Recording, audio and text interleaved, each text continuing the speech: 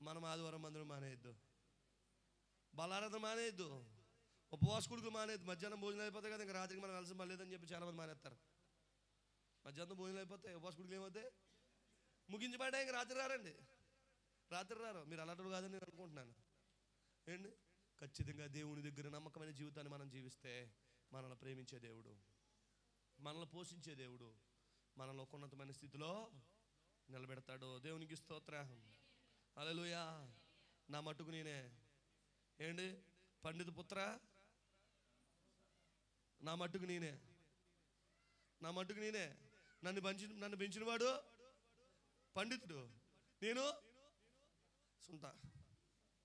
చెప్పుకోవడానికి సిగ్గుపడక్కర్లేదండి, చెప్పుకోవడానికి ఏమాత్రం సిగ్గుపడక్కర్లేదు. చాలా భయంకరమైన జీవితం ఏంటి. లోకంలో నాకన్నా తిరిగినోడు ఒకడు లేడు. కానీ ఒక్కనొక దినాన ప్రభు నన్ను పట్టుకున్నాడు, ఒక్కనొక దినాన ప్రభు నన్ను ప్రేమించాడు, ఒక్కనొక దినాన ప్రభు నన్ను ఏర్పరచుకున్నాడు. ఈరోజు నా జీవితాన్ని ప్రభు పరిమళ తైలంగా మార్చాడు. దేవునికి స్తోత్రం కలుగునుగాక. హల్లెలూయా. నాతో ఉన్న నాన్నదమ్ములు ఏంటి రోజు పని చేస్తే కానీ పూట గడవదు. నాతో ఉన్న ఏంటి నా బంధువులు రోజంతా కష్టపడి నెలకి అక్కడ ఇక్కడ ఈ తడువు తెచ్చుకునేటట్టుగా దేవుడు ఏంటి వాళ్ళ బ్రతుకులు ఉన్నాయి. కానీ ఎందుకు పనికిరాదురా ఈడి జీవితం, ఎందుకు ఈడు బ్రతుకుండడం వ్యర్థమన్న చోటనే దేవుడు నన్ను ఏం చేశాడు, నిలబెట్టుకున్నాడు. దేవునికి స్తోత్రం. హల్లెలూయా, హల్లెలూయా. నాలో ఉన్నవాడు గొప్పవాడు, చాలా చాలా మంచివాడు. నాలో ఉన్నవాడు గొప్పవాడు, చాలా చాలా మంచివాడు.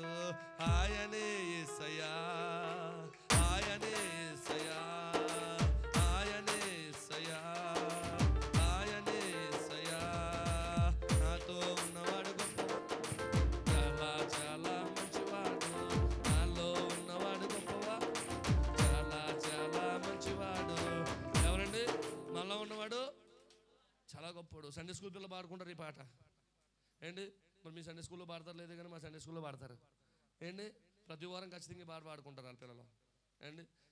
ఆయన మనలో ఉన్నవాడు చాలా, మనతో ఉన్నవాడు చాలా గొప్పవాడండి. ఆయన కానీ మనల్ని ఒక్కసారి గుర్తెరిగితే, ఆయన సారి కానీ ఒక్కసారి మనల్ని గుర్తెరిగితే చి ఎందుకురా ఈ జీవితం అన్నవాడిని పరిమళ తైలంగా మార్చడానికి మన ప్రభువు ఇష్టపడుతున్నాడు. దేవునికి స్తోత్ర. మా నాన్న చూసి ప్రతి ఒక్కడని ఓడండి. మా నాన్న చూసి ఏంటి, మాది ఎక్కడో కాదు ఏంటి, ఇక్కడ రావులపాలెం పక్కన ఉన్న ఏంటి మోడెక్కూరు అనే గ్రామం. రావులపాలెంలో కూడా మాకు ఇల్లు ఉండేది.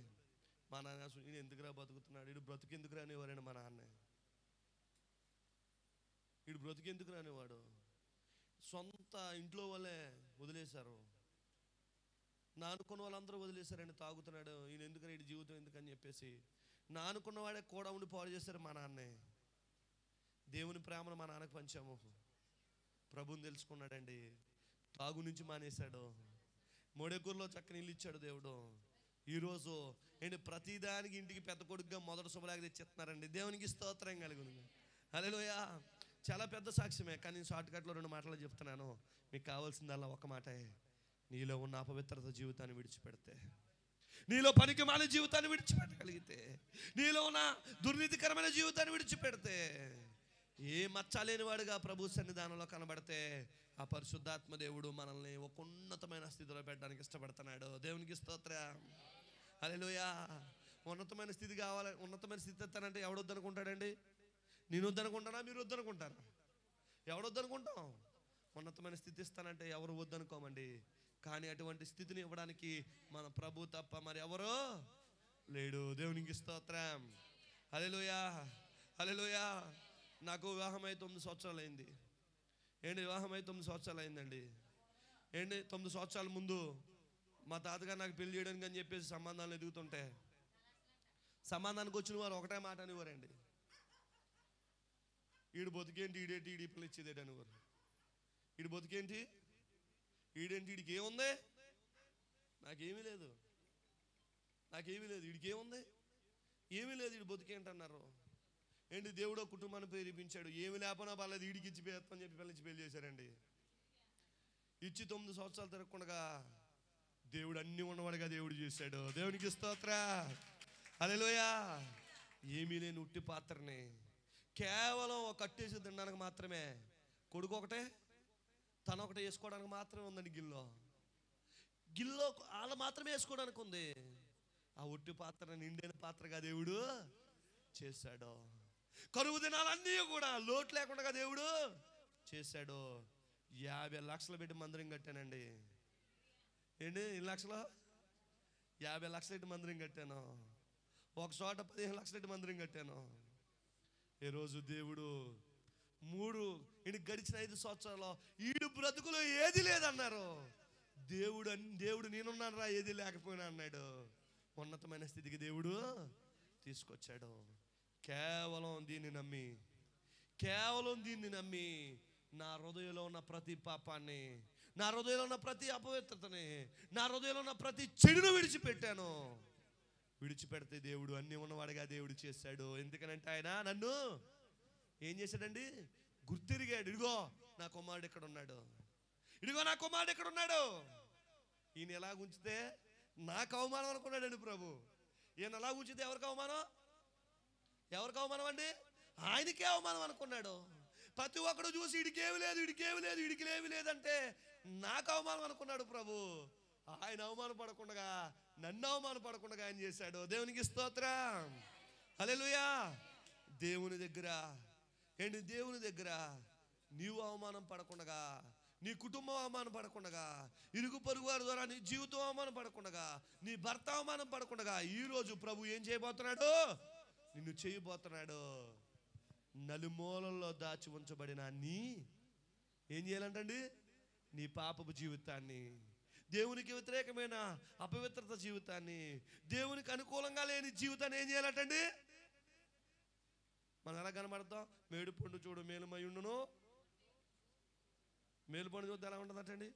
చాలా అందంగా ఉంటుందటండి. దాన్ని పగల కొడతానే తెలుస్తుంది దాని బడాయి ఏంటి. దాని బడాయి ఏం చేస్తుంది? దాన్ని పగల కొడితేనే తెలుస్తుంది. నీ జీవితాన్ని ఏం చేస్తానట? పగలగొడతానే తెలుస్తుంది. ఓ పాస్టర్ గారట రోజు ప్రార్థన చేద్దాం విశ్వాస ఇంటికి వెళ్తాడటండి. విశ్వాస ఇంటికి వెళ్తుంటే వెళ్ళబోతుకి అమ్మగారు ఏం చేస్తుంది? విశ్వాసం ఏం చేస్తుంది? మోకాళ్ళని ప్రార్థన చేసుకుంటున్నా. ప్రార్థన ఎందుకు డిస్టర్బ్ చేయడం అని చెప్పేసి ఏం చేస్తాడంట? మళ్ళీ వెనక్కి వెళ్ళిపోతున్నాడు పాపం. తర్వాత రోజు వెళ్ళిందంట. తర్వాత రోజు ఏం చేస్తుంది? మళ్ళీ వెళ్ళబోతుకి సమయాన్ని ప్రార్థనలో ఉంటుంది. ప్రార్థనలో ఉంది కదా అని చెప్పేసి మళ్ళీ ఏమనుకున్నాడు? మళ్ళీ ఇంటికి వెళ్ళిపోయాడు పాపం మాస్టర్ గారు. మళ్ళీ వెళ్ళాడు. అలా తిరుగుతున్నప్పుడల్లా ఆవిడ ఏం చేస్తుంది? ప్రార్థనలో ఉంటుంది. ఇదేట్రా ఎప్పుడు వచ్చినా ప్రార్థనలో ఉంటుంది, ఈ మనిషి ఎప్పుడు ప్రార్థనలో ఉంటుంది అలా ఉంది కదూ, అయ్యో అని చెప్పేసి ఆ న్యూస్ ఏమనుకుంటున్నాడు? చాలా అతిశయిస్తున్నాడు, చాలా గర్వపడుతుంటే ఒకరోజు వాళ్ళ అబ్బాయి ఆడుకుంటా పాడుకుంటా అలా తిరుగుతున్నాడు అంటండి. తిరుగుతుంటే అయ్యగారు కుర్రోని పిలిచాడంట. అయ్యా పిలిస్తే దగ్గరికి వచ్చాడు. ఎరా బాగున్నావా అన్నాడంట. బాగున్నాను అయ్యగారు అన్నాడు. ఒరే నేను ఎప్పుడూ మీ ఇంటికి వస్తున్నాను ప్రార్థన చేద్దామని. కుర్రోడు కదా మరి, నేను పెద్ద అయినా రోజు నీ ఇంటికి వచ్చి ప్రార్థన చేద్దామని చూస్తున్నాను. మీ అమ్మ ఇప్పుడు చూసినా ప్రార్థన చేస్తున్నా ఉంటుంది ఏట్రా అని అడిగాడటండి. అడిగితే అవునండి ఎప్పుడు ప్రార్థన చేస్తానే ఉందండి. అయ్యగారు ఈసారి మీరు బండి వేసుకొస్తారు కదా, బండి లేకుండా ఆరన కొట్టకుండా మామూలుగా నడిచిరండి అన్నట్టండి. బండి లేకుండా ఆన కొట్టకుండా మామూలుగా నడిచిరండి అన్నదటండి. నడిచండి అంటే ఎక్కడో దూరంగా బండి ఆపేసి కాముగా నడిచి రాబోతుకి ఏం చేస్తాను? టీవీ పెట్టి పెద్ద సౌండ్ కూర్చుని టీవీ ముందు కాలు ఊపుకుంటూ కూర్చుందటండి. కాలు కూర్చుకుంటుంది. ఇక ఇవేం చేస్తుంది? అయ్యగారి బండి శబ్దం పడిపోతుకి కిటికీలో చూస్తుంది. అమ్మో పాస్ గారు వస్తున్నారా. మనం ఏం చేయాలి? పాస్ గారు ఎలా కనబడాలి? భక్తురాలుగా కనబడాలి. ఈవిడి కన్నా భక్తి పరురాలు మరొకరితే లేదన్నట్టుగా కనబడాలని చెప్పేసి పాస్ గారిని అక్కడ చూడబోతుకి టీవీ గడేస్తుంది, అన్ని గడేస్తుంది, మోకాలేస్తుందండి. ఈరోజు చాలా మంది బ్రతుకులు అలాగే కనబడుతున్నాయి. పాస్టర్ గారు కనబడాలనే భక్తి చేస్తున్నాం. పాస్టర్ గారు కనబడాలని మన జీవితాలు ఏం చేస్తున్నాం? చూసుకుంటున్నాం తప్ప కానీ దేవుడికి కనబడాలని మన జీవితాన్ని చూసుకుంటే మన బ్రతుకులు ఎప్పుడో మారిపోనండి. మన బ్రతుకులు ఎప్పుడో ఆశుద్ధంపబడను. మన దేవుడికి కనబడాలని భక్తి చేయట్లేదు, జనాలకు కనబడాలని భక్తి చేస్తున్నాం. ఒక ఇంట్లో ప్రార్థన చేస్తుందండి, చుట్టుపక్కల వాళ్ళందరికీ కనబడేలా ప్రార్థన చేస్తుంది తప్ప దేవుడికి కనబడేలా ప్రార్థన చేయదు. దేవుడికి కనబడాలంటే ఎలా ప్రార్థన చేయాలి? హృదయ శుద్ధి గలవాడు ధన్యుడు వాడిని ఏమని చూస్తాడండి? ఇప్పుడు దేవుడికి కనబడాలంటే దేంతో ప్రార్థన చేయాలి? నోటితో కాదండి ప్రార్థన చేయాలి. నోటితో కాదు ప్రార్థన చేయాలి. దేంతో ప్రార్థన చేయాలి? హృదయంతో ప్రార్థన చేయాలి. హృదయంతో ప్రార్థన చేస్తే ఆ దేవుడు నిన్ను చూస్తాడు, నీ స్థితిగతులు మారుస్తాడు. ఎందుకంటే నీ హృదయంలో ఏమి లేదంట, మేడిపండు వంటి జీవితం నీ జీవితంలో లేదు. మేడిపండు వంటి స్వభావం నీ బ్రతుకులో లేదు కనుక ఆ దేవుడు ఏం చేస్తున్నాడనంటే నిన్ను గుర్తెరిగి నిన్ను పరిమళ తైలంగా మార్చబోతున్నాడు. దేవునికి స్తోత్రం, హల్లెలూయా. మొత్తానికి ఎవరు గుర్తెరగాలి మనల్ని? ఎవరు గుర్తెరగాలండి? దేవుడు గుర్తెరగాలి. దేవుడు గుర్తెరిగితే ఒకలా ఉంటుంది. స్కూల్కి వెళ్ళి వచ్చేందరికి టీసీ కావాలని తండ్రిని తీసుకుని, ఆ టీసీ కావాలని స్కూల్కి వెళ్తే తండ్రిని తీసుకుని వెళ్ళాం. ఆ తండ్రిని ఈ స్కూల్ హెచ్ఎం ఎవరటండి? ఫ్రెండ్స్కి వెళ్తే ఏమంటాడు? ఒరే ఎరా ఎందుకు వచ్చావు అని భుజమే చేసి మాట్లాడతాడు. ఏంటి అదే బయట ఫ్రెండ్ కానోడు వెళ్తే ఏమయ్యా నీకు ఏం పని ఇక్కడ ఎంతసేపు నుంచి కూర్చున్నావు అని అడుగుతాడు.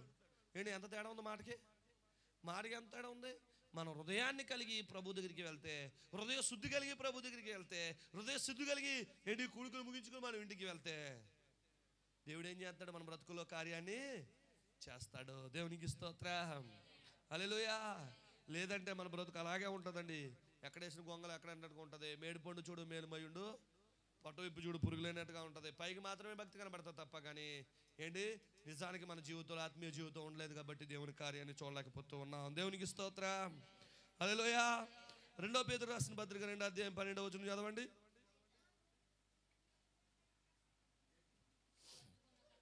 2వ అధ్యాయం 12వ వచనం, పేతురు రాసిన 2వ పత్రిక. వారైతే పట్టబడి సంపబడుటకై ఎలాగమ్మా? స్వభావ సిద్ధముగా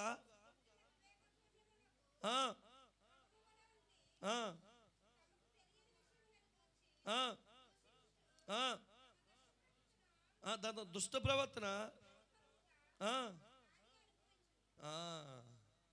మన దుష్ట ప్రవర్తన మనకి ఏంటండి? దానికి ప్రతిఫలం ఏంటంట? హాని, ఇబ్బందులు. దాని ప్రతిఫలం ఏంటంటే ఇబ్బందులు. మన ఇబ్బందులు కొని తెచ్చుకుందాం మన క్రియల ద్వారా. మన ప్రభుని ఎరిగిన వారంగా ఉందామా? మన హృదయం ద్వారా, మన క్రియల ద్వారా మనం ప్రభు దగ్గర ఏం చేసుకోకూడదు? శ్రమను కొని తెచ్చుకోకూడదు. ప్రభుకి ఎరిగిన వారంగా ఉండాలి. దేవునికి స్తోత్రం, హల్లెలూయా. ప్రభుకి ఎప్పుడైతే మనం ఎరిగి ఉంటున్నామో, ప్రభుని ఎప్పుడైతే మనం ప్రేమిస్తున్నామో ఏంటి ఈ భూమి మీద